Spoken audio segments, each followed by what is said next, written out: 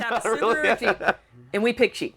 Well, there you go. Yeah. So literally, just the day we moved there, we had a GT350 Mustang, and a Land Cruiser at the time, and we drove past the house we were renting straight to the dealership with the Mustang. Like, as we were loaded, truck, trailer, everything, we drove straight to the dealership, and I was doing a deal.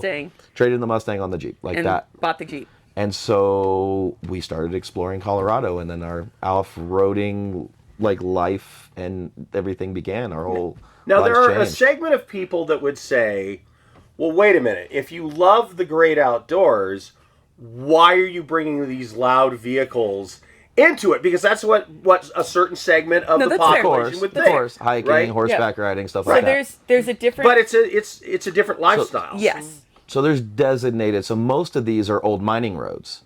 Gotcha. So So they most already people, exist. They're pretty treacherous. They're degrading. Most people aren't hiking along those. There's hiking, horseback riding paths that lead off into your hiking, horseback riding, and then they just have these old mining trails. But people still have property and claims up there, and they kind of use us to go out to get through it, almost to maintain the trail. Right. You're trailblazing the falling apart trail for them. Right, you're kind of keeping the trail alive, keeping it from being overgrown. And then we do a lot of stuff where we go off and we pick up garbage, we pick up trash, we clear trails from down trees. So it's not like you're not going out and actually messing stuff up. You're actually going out and helping keep these areas open for people who have claimed land out there. That is just fascinating And part of it for us too is, yes, we love the outdoors, but both of us at least, we're really big automotive enthusiasts. We both obviously we had a GT, 350 Shelby Cobra.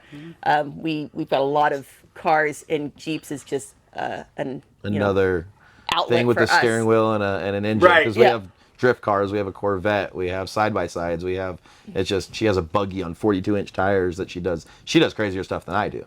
Like, I do the Jeep stuff, she does like the insane stuff you'd look at and go, nothing can go up that.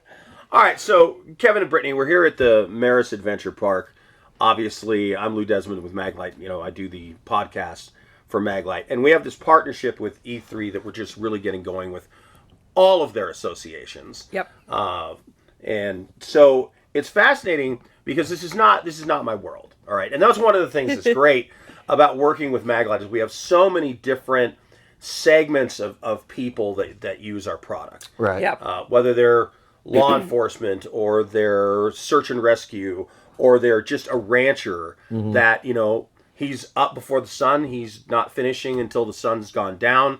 And he's got to be able to see what he's doing. And it's got to be something that, is going to always work. And that's just sort of the reputation of the MAGLITE. It's funny, I have MAGLITE has a museum at MAGLITE called the Mag Museum.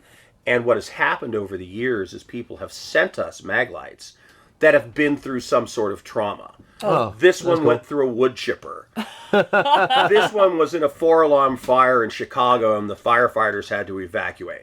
This one sat on the bottom of Lake Tahoe for 7 years. That's sick. And they send them to us. And my favorite one is there's a story about a MAGLITE that caught a armor-piercing AK-47 round right in the neck of it. And it was a San Bernardino sheriff that had that in his hand. He'd been shot in the hip, and he was doubling over, and the next one hit the MAGLITE in the neck and stuck in it. Holy cow. Tore the MAGLITE out of his hand, and then he fell backwards, and the next round went through his foot and took his knee off. But because the MAGLITE was still working, he was able to roll away, gather himself, and then as other police officers started to arrive, he actually shot the guy and killed him. Holy cow. And that officer's story is permanently now at the National Law Enforcement Officers Memorial Fund Museum in Washington, D.C. on permanent display. That MAGLITE with that round in it. And so that's the reputation of MAGLITEs, and so why we think it's such a great fit with off-roading and overlanding is you can't have equipment that doesn't work where you're going, right? I mean, I've known of MAGLITE growing up my whole life. It was always like that name you can trust. I did. Any commercials, not that we watch really the regular TV anymore, I don't think anybody does, but the commercials of... For years, I remember those specifically, and it was that they're always going to work. And we're out in the weather, we're out in the heat, we're out in the dry, rain, Snow. dropping stuff out of big Jeeps. Yeah. Which you drop that on the ground, I'm not really concerned that it falls out of the Jeep and hits a rock. Well, it could rattle around in the Jeep when you roll it over. Like Yeah, it'll be fine. Yeah. and it'd probably be fine. Although we do have mounting bars for them, so you can mount them in your vehicle as well, so that they won't roll around because you don't want it hitting you. No, if it's rolling around.